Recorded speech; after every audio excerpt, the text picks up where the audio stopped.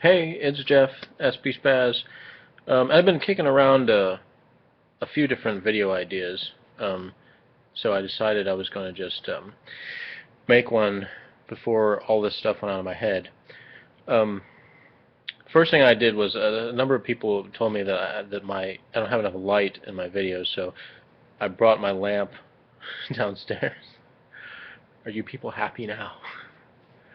And the funny thing was that when I went upstairs to get my lamp, I was like, oh, it's kind of dark, I better turn the lamp on so that I can see to get my lamp. Yes, I'm Woody from Cheers, I know that. You see, kids, Cheers was an NBC sitcom, and never mind. Okay, so today, I've been thinking about different ways I wanted to go about doing a series on the ESFP type specifically, because my channel is sort of generally about the SP temperament, and I have a lot of fun talking about that in itself. But I kind of wanted to think about ESFP specifically, and I've gotten some requests from some people to talk about, because I did a whole series talking about the ISFP type when I placed myself in that category and kind of related it to my life and all that. So I wanted to do something similar for ESFPs, and I was like, well, I could do the same thing and just read the description and tell stories like I did with the other one.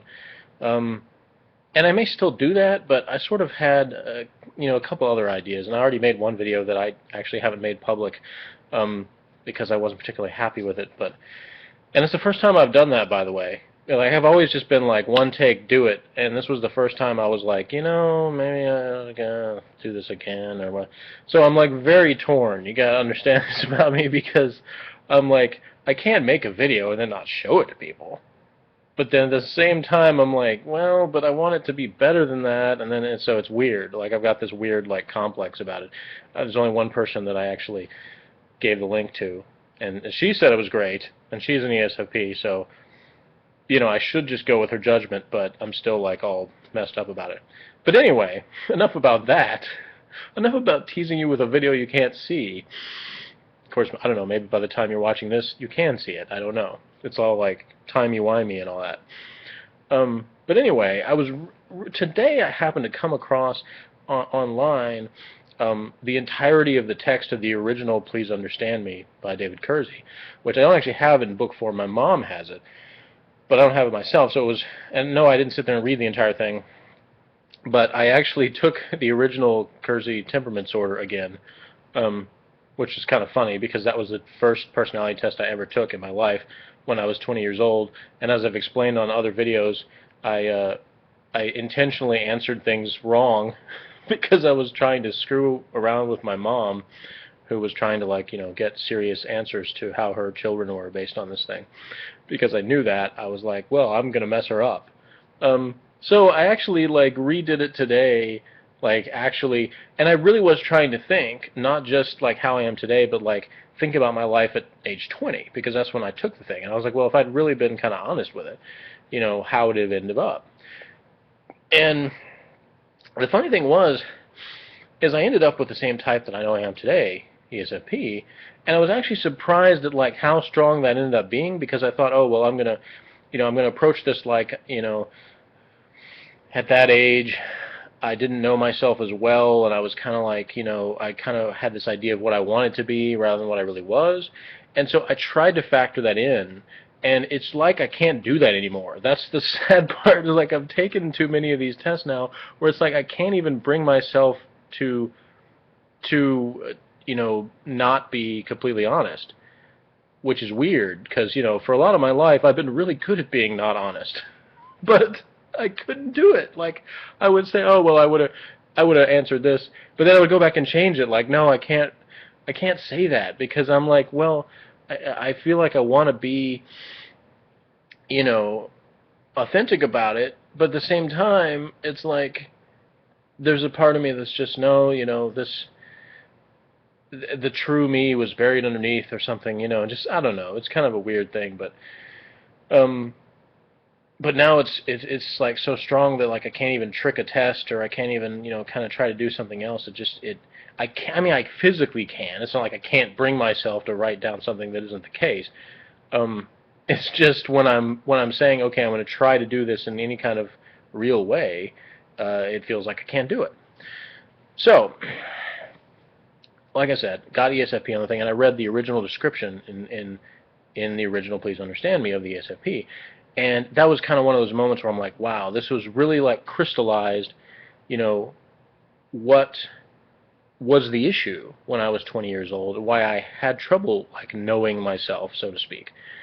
Because the funny thing is, when I read the description, all of the things in there that are about what ESFPs want, desire, what they prefer, it was all true about me then as well.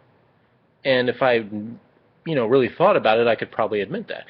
But the circumstantial things that are like the results-based parts of the description were not true about me at age 20. And so somebody who knew me then might read that part and say, well, this doesn't really seem to describe you very well, because they were looking at kind of surface rather than like mentality level stuff. And I know I've talked about all this before, but it was just, to me, it was just really cool to kind of just see it really illustrated that. It just kind of leapt off the page. Because a couple years ago, I made a topic on the Keirsey forum, the Personality Zone forum, about, called it something like the other side of self-image or something. Because in Please Understand Me 2, Keirsey focuses on like each temperament, the sort of the triangle of self-image for each temperament. And for artisans or SPs, it's the artistry, audacity, and adaptability. And he talks about if one of these three things, or these three things sort of help each other, like one of them builds up the others. And consequently, on the other side, if one is down, then the others kind of come down. And that's a lot of my childhood and even young adulthood. I feel like I didn't have very strong self-image. And it's really obvious why when I read these things. Like the disconnect between what I wanted, what I preferred out of life, versus what actually happened because of a number of different circumstances. So I'm actually going to read part of this because it was so fascinating to me, because not that I haven't read this before, but it's been a while. And there's some differences between the original Please Understand Me and the second one, because the second one was kind of focused on sort of, I don't know what the word is, coalescing? That may not be right. The individual types into the temperaments in a way that they were sort of like, here's our here's our rectangle, and here's how everything fits in this chart. And it was a little different in the original. It was a little bit more focused on the individual types that way. Anyway, it says, ESFPs radiate attractive warmth and optimism. Smooth, witty, charming, clever, voluble, and open to the environment. This describes ESFPs. They are great fun to be with and are the most generous of all the types. Performer would be the word which best describes an ESFP. Now, once again, the things that are like, here's how, what I prefer or what I enjoy, are dead on. I did have warmth and optimism. I was generous. I wanted to be a performer in every way that I could be. Charming and clever and smooth and witty and stuff. Again, sometimes, but not as much as I wanted to be. There was a deficiency in my ability to, do this with people or enough people for me to ever be like satisfied with it, for me to view myself that way. I saw myself as a failure so much of the time at the things that I found important.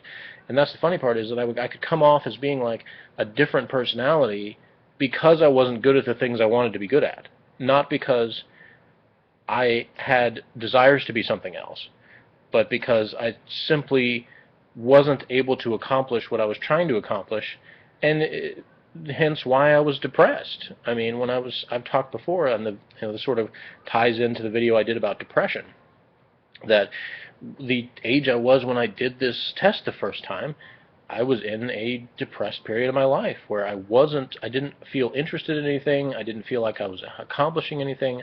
I felt like the basic needs of me weren't being met. And so reading this was just, it really just sort of crystallizes this. ESFPs will avoid being alone and seek the company of others whenever possible. ESFPs easily find company, for others are usually highly entertained by the presence of an ESFP. See, right there in 2 sentences. Like, I could even not even read the rest of it. And in those 2 sentences, it's right there. It's like, will avoid being alone and seek the company of others whenever possible. Yes, I did that. And yet, the second sentence, easily find company, no, that didn't happen. So there was a, it's like right there in front of my eyes, like, here's the cause of your depression right here. Like, I'm seeking something and I'm not finding it. I'm like, I feel like I'm doing what I naturally should be doing, and it's not working. Like, people are not responding and wanting to spend time with me. It's, no, it's inaccurate to say that nobody did. My mind was sort of clouded by my expectations versus reality, and I think that was a big part of it. Is I don't mean to paint the picture of that I was always ignored and shunned by people, and that nobody ever gave me any attention or gave me these things. They did, but for whatever reason, even when it did happen, I wasn't able to recognize it as well. I was never satisfied with what it is that I was given. I couldn't appreciate the small instances of that because it felt like in the scheme of things or whatever, that it wasn't enough. It wasn't big enough. It didn't fit. I don't know. It didn't provide me all the emotional needs or whatever you want to call it that I needed.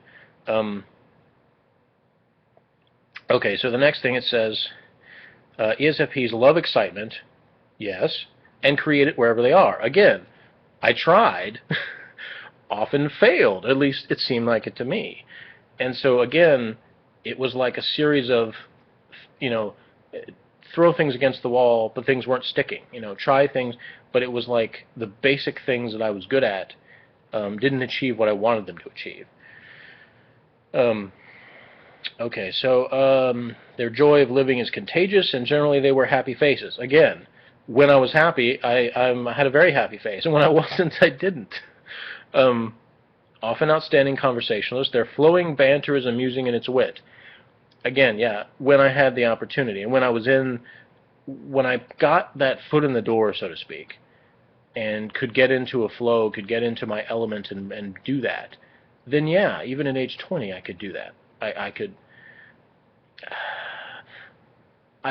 could charm people, and I could impress people with my ability to to entertain and to do things, but it seemed like it was a minority at the time. It seemed like a lot of the time I would attempt things and they were shot down really quickly, or I gave up too easily. I mean, that's the basic level. I'm not trying to blame other people for my depression or for my lack of ability in these areas. I gave up easily on a lot of things, and I know I've done it before, but some of that I kind of blame on my father. He wasn't the only one. There were other people. But he was very repressive in terms of his attitude about expression. You could express yourself, but only in certain ways that were acceptable to him. Anything beyond that, he shut off, and that was stifling to me in lots of different ways. ESFPs have an air of sophistication and are likely to be dressed in the latest fashion, displaying enjoyment of all the good things of life: dress, food, physical comfort, and happy times. I've never been big on latest fashions, period. I've always been big on just what looks cool to me.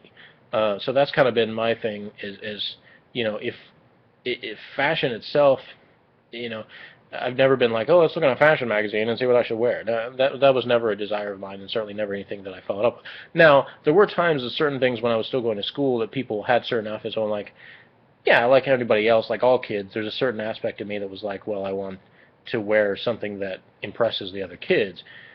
But it wasn't, I still had that, non-conformity thing in me going that made me not want to be like, well, I'm going to wear what everybody else is wearing.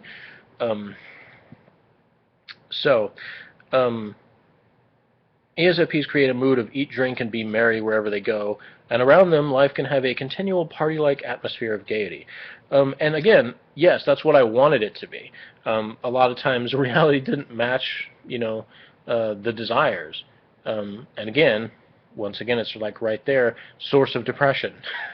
Reality not meeting, you could call them needs, I always hesitated to call things needs besides like basic food, clothing, shelter type of thing, because I always looked at it as, that's you're kind of being a crybaby or being, a cop-out if you try to act like, these things are needs.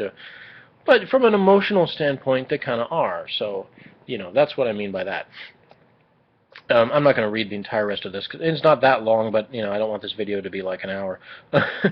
But yeah, it says things like ESFP's like living on the edge of adventure.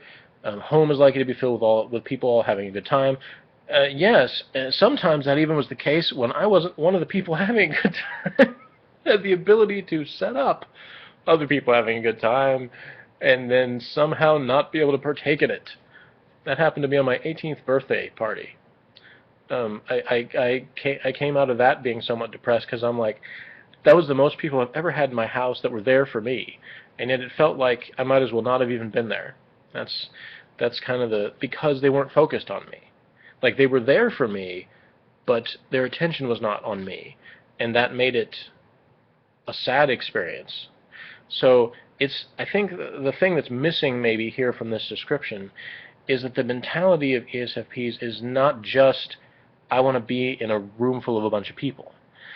There's a purpose to that, and if that purpose is not being met, then there's a problem. The ESFP is not going to be happy just to be, in a group of people.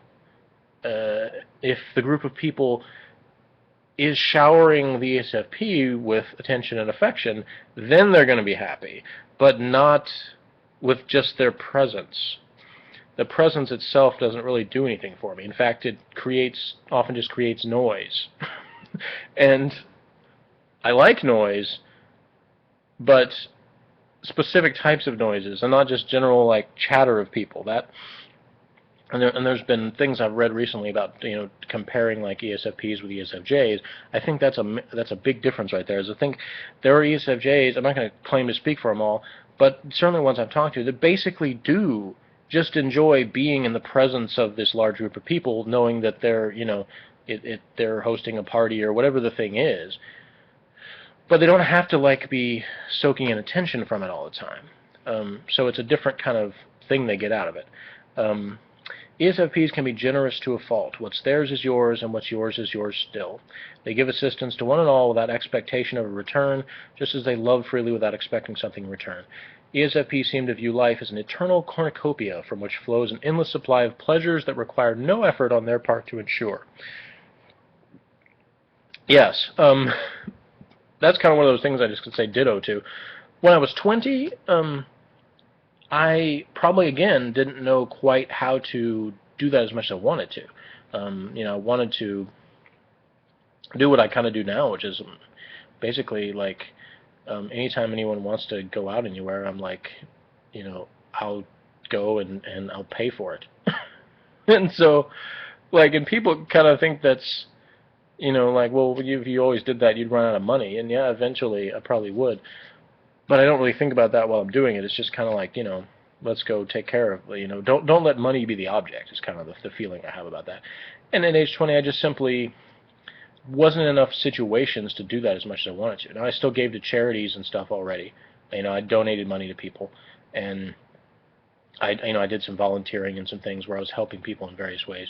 But the whole, like, instinct of going in the restaurant and tossing the cash up in the air, not really something I did much at that age. Now, a little bit after that, yes. When I was, I guess, 21, 22, I had a little bit more of an opportunity, for circumstances in my life, and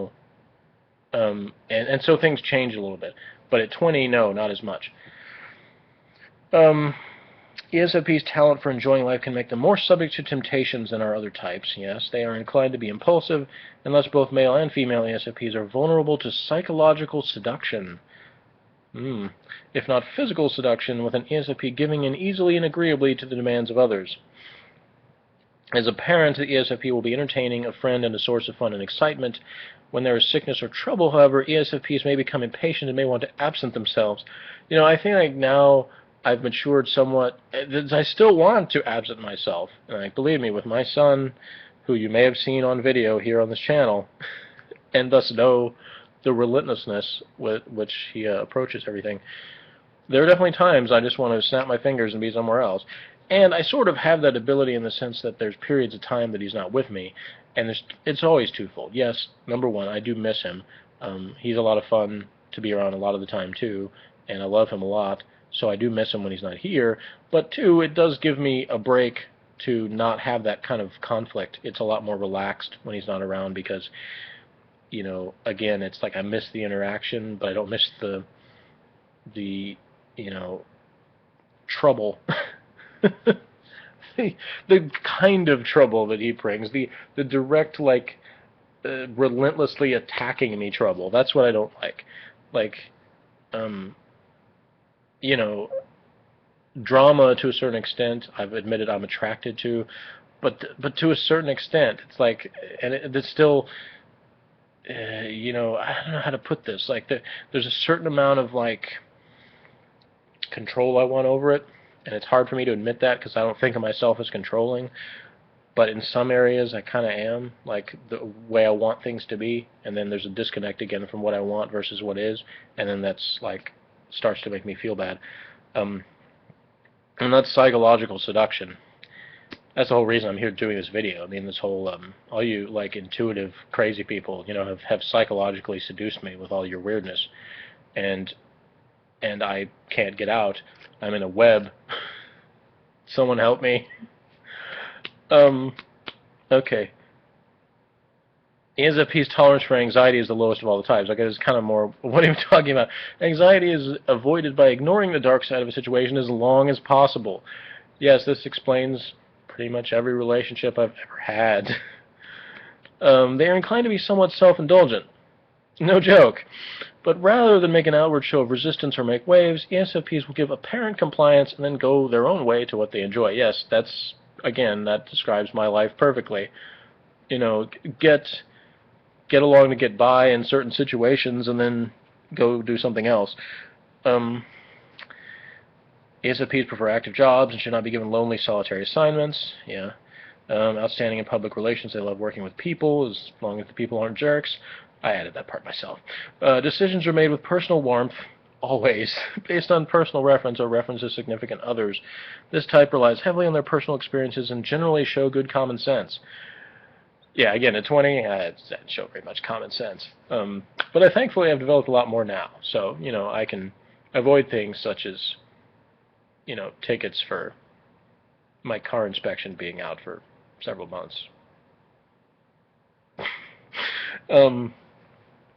Okay. The gregarious sociability, can't even say it, and adaptability of ESFPs make them a source of warmth to others. They do not mind telephone or personal interruptions and are verbally facile in both situations. Yeah. They can be counted on to have accurate data about the people around them, gaining these data through effortless and continuous observations. Yeah, I think I'm pretty observant and probably accurate in my observations most of the time. And again, that's like, it's, data through the senses and all that, not all of this speculation and, assumptions and stuff that I hate. ESFPs are not deeply interested in scholastic pursuits, wanting knowledge only for immediate utility. And I accidentally hit something, so go back.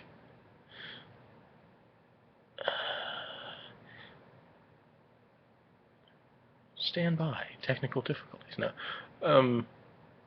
They avoid science and engineering and gravitate toward business. Well, not really. I didn't do that. But are adept at selling, particularly selling tangibles. They can be effective in education, especially elementary school teaching. I had certain fantasies of doing that because I was always like, well, I would do it better than the real teachers.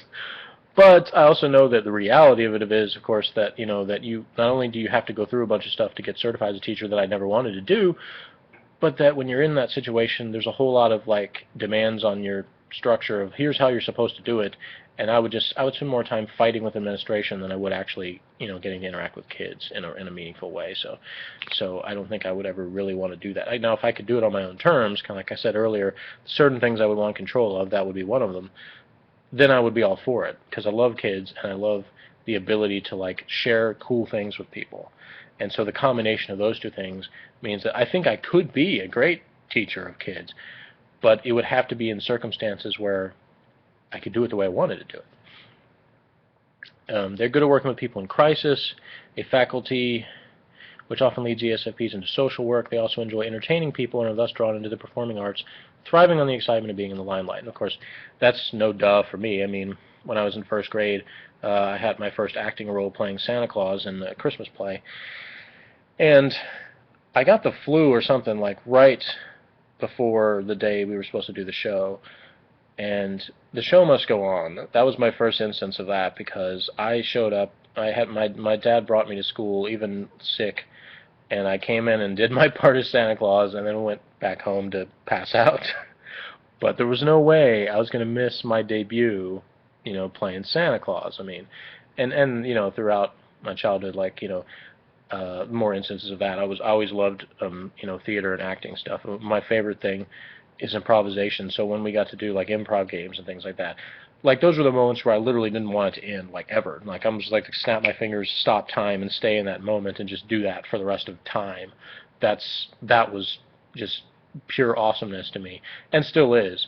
Now I've kind of found ways, in terms of just life in general, not just having it to be some kind of drama class, for me to kind of use those improv skills and other things. Even in my job, in times where I have to answer the phone and deal with telemarketers and other people like that, I've kind of adapted to those things, and kind of through trial and error and trying things, come up with various ways to use improv and do that. Even stuff like making YouTube videos. And this one is much longer than I intended to be, so I'll probably chop it up into a couple parts. But if you made it through all this, thank you for watching. And that's kind of the gist of what I just wanted to get out, because I read that and I was like, I've been meaning to do some stuff about ESFP specifically, and that just really hit me today. Like, I'm like, here in black and white again. I think David Keirsey writes some brilliant stuff, very in tune with what a lot of people, what the truth behind people's mentalities are from what his observations seem just so on point to me. And this was one of those where it's black and white. It's like so clear, like the depression that I went through in young adulthood, caused by the disconnect between what I wanted out of life versus what I felt I was getting, and the circumstances that I was in, that caused me to, in one sense, not be a very good ESFP. And thankfully, I've reached an age, and through a lot of different experiences and growth, I guess you could say, in lots of ways, could be a much better one now, and not better in the sense that I'm meeting someone else's expectations for what I'm supposed to be, but more in fulfilling my own emotional needs and my own just needs as a person, and thus am much more content with myself, and just in general a happier person in a lot of ways, and that I don't care whether what I do measures up to anybody's particular expectations of anything. And that overall is a good thing, even though you could say there's some reasons you'd want to measure up to expectations, if you've got a job and you want to impress your boss and things like that. There's areas where it's a good thing to do that. But in general, like, I got to be me, as MC What's-His-Face said. I forgot that dude's name. The dude with the beard that raps with kids. Anyway, something. Thanks for watching, and join us next time for a more super exciting blabbing about stuff here on the SP Spaz, your favorite neighborhood program of me stalling until I hit the stop recording.